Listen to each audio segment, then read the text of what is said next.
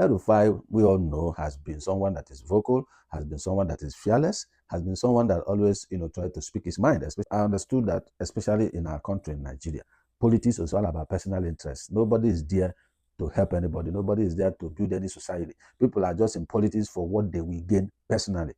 That is what it is. And that's why you see people jumping from one party to another. In 2027, the citizens should wake up. As I speak now, they're supposed to be demanding for electoral reform. Without electoral reform, there's no party that will take over power from APC. Hello guys, welcome to my channel. This is Andy Media TV, welcoming you again on Trending Stories. It's a breaking news today that the former governor of Kaduna State, Mallam Nasir El Rufai, resigned today, 10th of March 2025, from the All Progressive Congress and joined the Social Democratic Party. This was a kind of not too surprising, because of what has been going on for the past few weeks and months. So you may recall that El Rufai has been vocal recently, speaking against what the APC is turning into in this present administration, as the case may be. However, I don't think there's much difference from what is happening today and what happened under the 8 years of President Muhammadu Buhari as the president of Nigeria.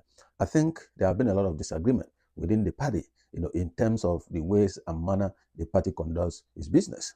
And El Rufai cited that one major reason why he left the party is because the core values of the party does no longer align with the intentions of the founding members. You may recall that El Rufai played a critical role in terms of the formation of the All People Congress, the APC. When the AD, the AMPP, they collapsed, and other parties to form the APC back then prior to 2015 election.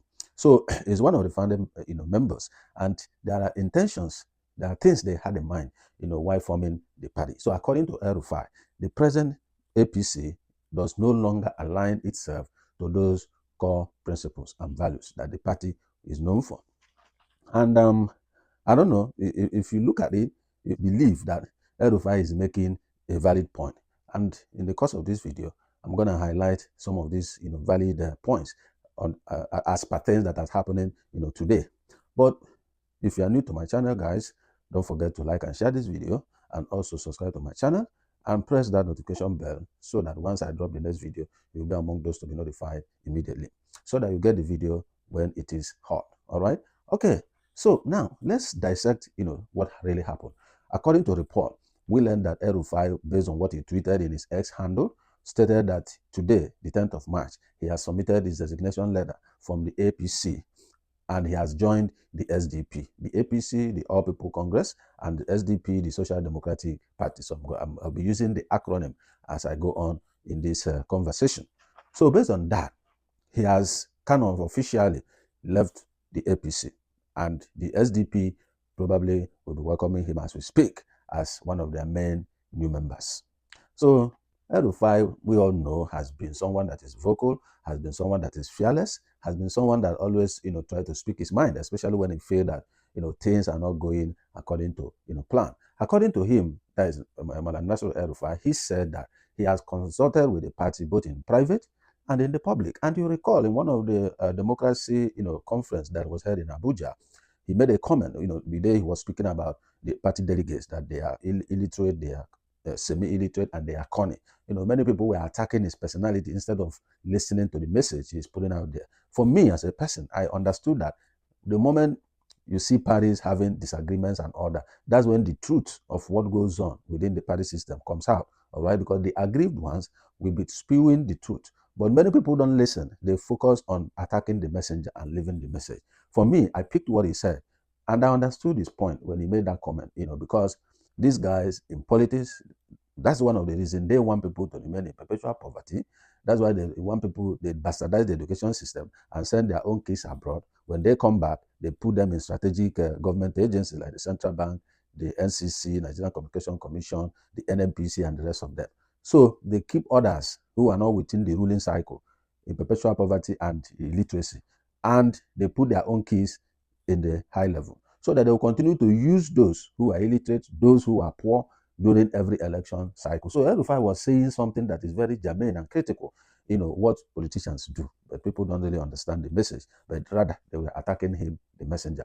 So now, following this resignation, many people said when he was, speaking up concerning the ills that is going on in the APC, many people felt that, oh, because he was not given ministerial position, and that was why he's attacking the APC. But that's far from it.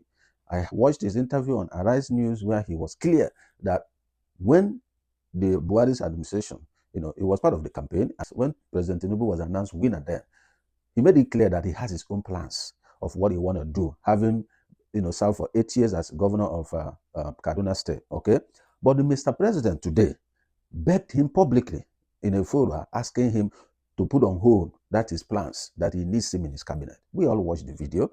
And El Rufai said, okay, you're going to think about it and all that. And according to El Rufai, it took up to like 2 months of discussion, negotiations, and all that before he accepted, okay, I'm going to work with you. All right. El Rufai accepted to work with him on that same fora, and then they went behind the scene to have the necessary conversations and all that. But at the end of the day, it was agreed. From what he said on that interview, I believe that he's supposed to be the minister of power. That's what I can pick from what he was saying, because he mentioned about power, how the power sector has been in comatose and they need someone who can drive that sector. And El Rufai, when he was minister of FCT, he was a Mr. Demolition, at that time. So it's someone that is fearless, and when he sets his mind to do something, he go headlong to do it. So I picked that probably was a promise that he's going to head the power sector to clean up the rot in the power sector. So, but at the end of the day, he was thrown out in the National Assembly. The way and manner that, to me, is not good enough, because the reason that was given for his nomination was that there was a security report about him. And nobody knows what the security report is. According to him, he too did not get any copy of the security report. So till today, they just anchored on the name security report. Nobody knows what is the report. Nobody saw the report. Nobody knew anything about the report. And that was how they edged him out. But according to El Rufai, he said that his inability to become minister in this administration is not because of security report as claimed by the National Assembly, that the National Assembly did not stop him, that it was President Tinubu himself who do not want him again in the cabinet. He's changed his mind. That was his word. And why did he change his mind? Nobody can say, nobody knows, nobody understands why. So, but that's what it is. So, and he took it the way he took it, and then he moved on. All right. So he was not part of this cabinet because the president don't want him in the cabinet. But it's the same president that begged him publicly that he needs him in his team. So we don't know what transpired behind the curtain. All right. So we leave it at that. Now, all these issues have been lingering on, and El Rufai has been complaining that the party no longer hosts its meetings, no longer does, the things that they're supposed to do, even the Congress and the rest of them. So he has been saying this and expecting the party to do, something. And based on that fact, he felt that what the party has become today is now outside what the founding member, which is part of, has intended for the party to become. So based on that, El Rufai felt that I don't think I'm going to continue, being in this party, in as much as he has said it publicly also that he's still a member of APC until the day he leaves. But for now, he's expecting that the party is going to turn a new leaf and start doing things in line with the trajectory of the party. But because the party continued to do what they are doing, and then what happened? El Rufai submitted his resignation letter to his ward that he's no more a member of the APC, and today that he has joined the Social Democratic Party, the SDP. So SDP is his new home. And congratulations to SDP, they have just won a soul, into their party. And I think El Rufai is going to contribute positively to the party. And he has already started marketing the party. He's wooing other, members who are in the opposition. So he's wooing those who are aggrieved in their parties and things like that for them to come and join the SDP. And don't forget, all these actions are geared towards the battle for 2027. So their intention is to unseat the present administration of President Bola Ahmed Tinubu and put someone else who they think can drive the nation, who they think can bring a change to the nation. That's their intention. So he's looking forward that he's going to work with other people and be able to, build the Social Democratic Party, as the case may be. According to him, he said prior to his decision to defect to the SDP, he consulted his mentors, he consulted his colleagues and his loyalists, letting them know what's going on, his intentions and his plans. And that was when he took the decision to make this defection. Well, I will say to SDP, we look forward to see the impact as El Rufai joining your party is going to bring to you. We're also looking forward to see that many other people still going to join the SDP, because as the thing works, once the key player moves to a new party, he moves with his supporters. So probably SDP is going to have more members registering in their party, as the case may be. But I want to ask, is it that SDP is going to be the party that's going to be at the front burner, just like the Labour Party was in previous election in 2023. Maybe in the coming days we're going to see that, because maybe the SDP going to still merge with other parties to form a mega party, just like APC did in 2014, 2015. So we don't know yet. Or is SDP going to fly, solo? Maybe they're going to merge with ADC, with Labour, or nobody knows. But this is politics. We still have 2 years ahead of us. So by then, we're going to see how the whole cast, going to play out. So the point is, what are these, intention of the founding fathers? El Rufai has said in his interview, when he was asked about this present administration, as much as he doesn't want to go into full details of how we feel about this administration, but he made it clear that, yes, the way the administration is going is not in the right direction, particularly when it comes to appointments. He agreed that the appointment has been lopsided, that many regions and many states have been cut off from all public appointment. But Buhari did the same thing when he was president for 8 years. But I think Tinubu's case now is like worse than what President Buhari did, because the appointments coming from this administration comes majorly from one state in particular, Lagos State, which is the state the incumbent president governed as a governor. All right. So most of the appointment is coming from that particular state. So even those in the southwest, most of them are also still marginalized in the appointment that comes to the southwest. So which is not good enough. There are brains in every part of the states, in every region, in every state, everywhere there are brains to do the work. So why will all the appointment be majorly concentrated in a particular state, as the case may be? So these are kind of the things that Rufai is talking about, that these are not in line with the party's initial agenda. Well, he was governor for 8 years, and Buhari was doing the same thing, appointing the Northerners in every critical position. I didn't think I had him criticizing President Buhari then concerning those appointments. But let's leave it as it is, and then we look at other things that happened. Before, I did one video the other time, and I said that it was on the news, it was on the report that El Rufai was seen with the national chairman of the SDP. Nobody knows what was discussed. I think that was in January, when he was preparing these moves that he just made today, because his conversation with that national chairman of the SDP is what dovetailed into this defection, as the case may be. So now he's in SDP, P2B is in Labour, Atiku is in PDP. I don't know. They are all having meetings together, trying to figure out what is the way forward to prepare ahead of 2027. Because it's going to be a serious battle for 2027. And as many people have said or insinuated, that there have been a state capture, where the APC is capturing everywhere. Look at the judiciary. Look at what is going on in the judiciary. How the judiciary, the Supreme Court is passing a judgment against Rivers State that the allocation should be seized, a whole state, because 2 people are fighting. And you now seize the allocation of the entire state. That's ridiculous. Is that what the Constitution says? Constitution says that all allocation will be shared to different states, right? To different regions. And even 13% derivation will also be given to the oil producing states. And the Supreme Court said that they should stop the allocation of the whole state. So everybody in the state will suffer, because Minister Wike and Governor Fubara are dragging who is the boss. Does it really make sense? This is part of the situation we are seeing today. Now, let me tell you some other things that has happened in this APC administration. I will drive you now to Lagos State. In Lagos State, you saw what transpired in the Lagos State House of Assembly, where the incumbent speaker, Right Honorable Modashiru Obasa, was impeached by his colleagues, citing high-handedness, citing habitual lateness to official responsibilities, and misappropriation of funds, and so many other stuff they raised, which led to his impeachment while he's away in the United States of America.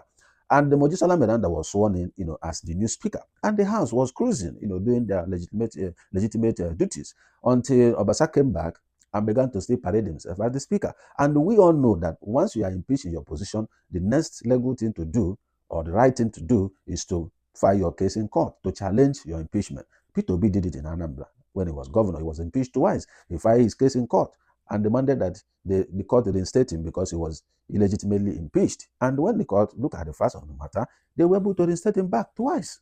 So it was expected that Obasa should have filed his case in court and pursue it through the legal means. But that never happened. We had a report that Mr. President, President Bola Ahmed Tinubu, came in to intervene, and they directed the House of Assembly to reinstate Honorable Obasa as the Speaker of the House of Assembly. And that did not go down well with the members of the House of Assembly, and they turned it down. And this was not a funny thing to behold, because we saw Obasa barged into the House of Assembly and then parade himself as the Speaker, and he has retinues of police, security following him on that day. Who gave him access to security? Who opened the door for him when the current Speaker the Mojisola Miranda has already adjourned the house in a dime.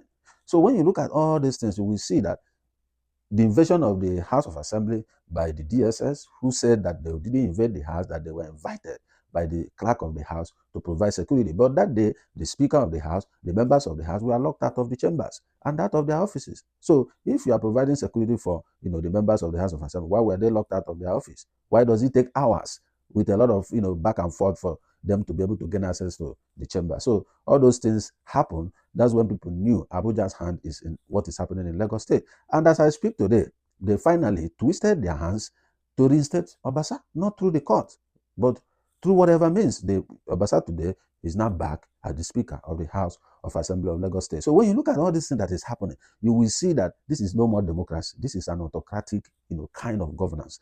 Why will these members choose who will govern them, who will lead them as their Speaker, and someone from external, from outside, will come to impose who gonna be their Speaker? They have their reasons to impeach him, and impeachment is allowed. But what transpired there doesn't show that there's democracy going on in that state. Why should the president intervene? Why will he direct them to reinstate somebody who has been impeached? It's not the court. So you can see there's no more separation of power.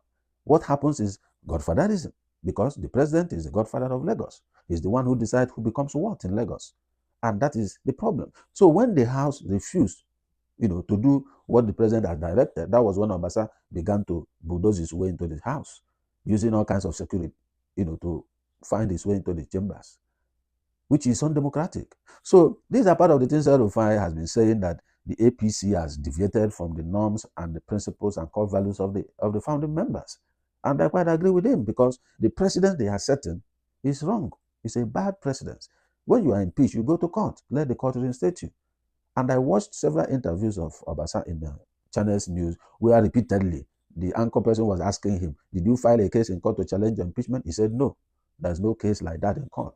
So, which means he knew that his godfather is going to put him back. And why is he putting him back? What is special about him? He has been Speaker for about 10 years or so.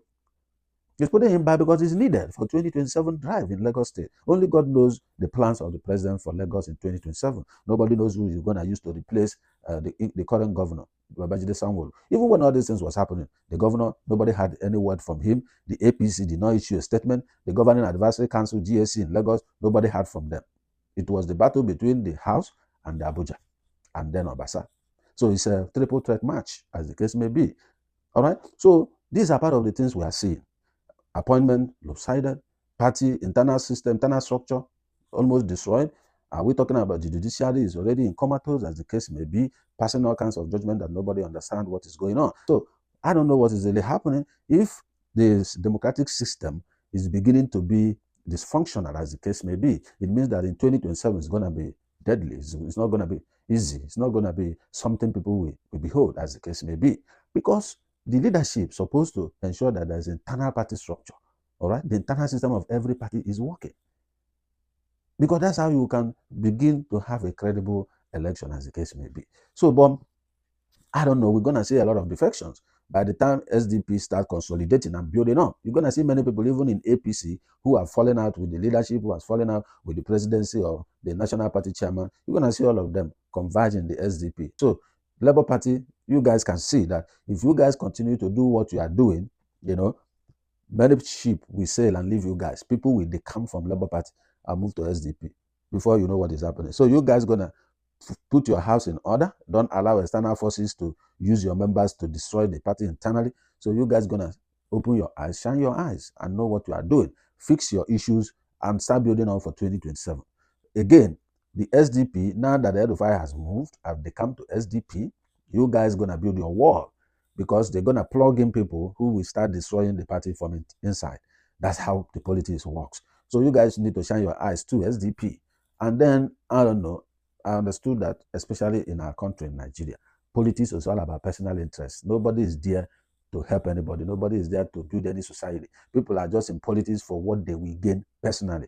That is what it is. And that's why you see people jumping from one party to another. Look at the nonsense happening in Rivers State. PDP lawmakers defected to APC.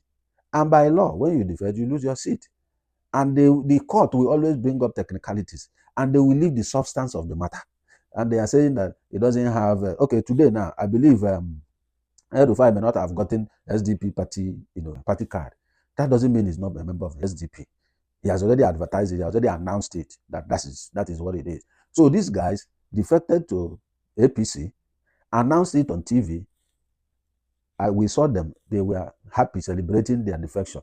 And today the court is saying they don't have party card. So what else there are proofs, there are evidences that this guy defected. The videos are there when they did it, everything was there.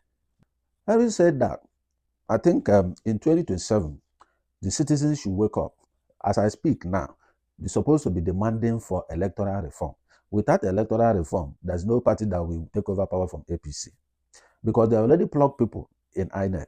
I've heard of those who are carrying members of the APC being among the electoral commissioners. The news have been there since. People have been fighting on this. So all these things need to be resolved. You need to look at the appointment of the INEC chairman and so on. So they need to reform the electoral system. They need to establish the election petition tribunal where you can petition those who steal ballot boxes, those who disrupt the election. They will now be tried. Those who buy votes. These are what that tribunal need to do. So when you start holding people accountable, there will be fear. People will play fair in the game. And also, INEC should be held responsible for every election. Every day people go to court, only those people who INEC has robbed the election from become victims, both in the election and in the court. And INEC will walk scot-free. So there should be a clause holding INEC accountable in the electoral law that within 7 days of election result was announced, INEC must release all election materials to all parties who participated in the election who want to go to court. If they don't release that in 7 days, the INEC team will be held responsible and they will go to jail. When you do that, you will see, because when in 2023 we saw what happened. Everybody was fighting with INEC to give them document, to give them this. INEC will refuse. Then 21 days they have, according to constitution, will elapse. And these people will file something in court without any backup documentations. And their case will be thrown out using technicalities. Is that how we're going to continue? No. They should be held responsible for what they are doing so that at the end of the day, there will be accountability. All right. So all these things need to be in the electoral law. Other things that will be in the electoral reform is uploading results in real time from each polling booth. And then the use of IREV as the screen, where the results are collected. People can see it. You can see presidential election in the US within how many hours after the end of the voting, the result was announced. And nobody disputed it, nobody went to court because people can see it as the result are trickling in. All right. If you are following AP, then Associated Press, dashboard, you will see the whole thing as it's coming in and increasing and dropping and all those things. So you see that live. So these are the things that we need to do. When results are uploaded in real time, all those papers they mutilate will not be necessary because from the system they can print out the whole result. So anybody changing figure in the document, in the physical document, is wasting time because the election has gone, the result has gone uploaded. So when you mutilate the document, it doesn't affect the result that's already on the system. And then you provide security at the back end so that nobody will go and manipulate, the result from the back end. So these are part of the things that need to be in the electoral law to guarantee free and fair election. You can see the kind of people that we have today. A governor that cannot read budget figures. How will he know which figure is signing for the agencies? How will he know? Members of the National Assembly, I've seen one that the speaker is even telling what to say. He cannot even repeat what the speaker is saying. These are the kind of people we have as leaders. Why? Because he has Godfather who can put him there. Whether he has something to offer or not, it doesn't matter. So these are the problems. So we need people who have the capacity, who have the capability, and who have the character. I've seen a lot of publications coming out. When people go abroad, commit all kinds of crime, they run back home, the next thing they become something in government. And is it that we don't do background checks on these people? Because somebody who has committed crime abroad, for credit card fraud, who has taken money from client and they not deliver and they ran away from the country, all these things are criminal cases. And we allow them to have positions in government. Is that how to build a nation? No, it's not. So some of these people need to be clamped down. All right? So there's one now in the National Assembly. I just read yesterday in People's Gazette. The people that are fighting Natasha. So there are a lot of them. They are in government. Some are governor, some are in the presidency who have some issues abroad and run back home, and then they become something in government. You can't build a good system when you have people with questionable character. Are we talking about even the presidency? There are a lot of issues from what happened when it was in US and all that. So these are problems because when you have something around you, you can easily be manipulated because they will come with blackmail. That is the reason. So all this need to be, dealt with. So all political parties right now, all citizens start demanding for electoral reform, hold National Assembly accountable, let them begin to reform the electoral law, let them begin to reform INEC as we speak right now. Because if INEC is not in order, there is no election that will make sense in the country. And once election, people's vote doesn't count, they will continue to put themselves in perpetuity, and people will continue to suffer. Because when you look at what is going on, nobody cares about the nation. They care about themselves. Just look at simple issue in the National Assembly. All right? Somebody, alleged that she was sexually harassed. Just look at what they did. Just look at it. And they are distinguished. That's ridiculous. There are two issues before the National Assembly. Issue one is that the lady in question, Senator Natasha, violated their rules, did not obey the Senate rules, right? Yes, punish her for not obeying the rules. The step two is that she has already alleged for sexual harassment and filed a petition. Okay? So these people jettison the petition on sexual harassment and focus on the rules that she broke. That's not the way to go. There must be fair hearing. The Senate president is supposed to have stepped aside, and then they conduct proper investigation, and then be able to present the findings to the floor of the Senate. And whatever deliberation that took place that day, it will be clear to everyone if she's lying or not, if the man is guilty or not guilty, or otherwise. And then whatever sanction or penalty that before whoever that is found guilty or not guilty there takes effect. And Nigerians will be happy that it was well dealt with. But the way they treated it, so shabbily, so ridiculous, that they don't even care what people think about them. So it's not about the institution. It's about them protecting their positions. It's about them protecting their ego and protecting what they gain for being in that position. That is just what it is. And it's quite unfortunate that the country has degenerated in this level. So as we speak today, the movement of El Rufai, to the SDP, well, I think APC has lost someone because El Rufai has been a staunch member of the party, and he has worked so hard in the party, right from the foundation till date. And he has been on the party's platform for 8 years as governor. So for them losing him, definitely there are people like him who also will move like him. You understand? So people that have worked so hard and the party did not recognize them, the party did not do anything for them, they feel aggrieved, and then before you know it, they all will disappear. And then APC will start shaking. That's exactly what happened to PDP in 2015 when President Goodluck Jonathan was falling apart with Rotimi Amaechi and the rest of them. And that's how they left him and then created APC and then make sure that the man didn't come back as the president.